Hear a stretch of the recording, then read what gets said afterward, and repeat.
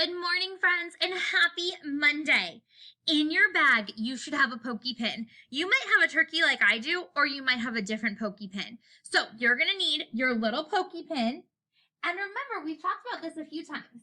We're always gonna do this on a soft surface. So I have my pokey pin, and I'm gonna do mine on the floor. So I'm gonna move my camera a little bit so you can see me. So here's my pokey pin.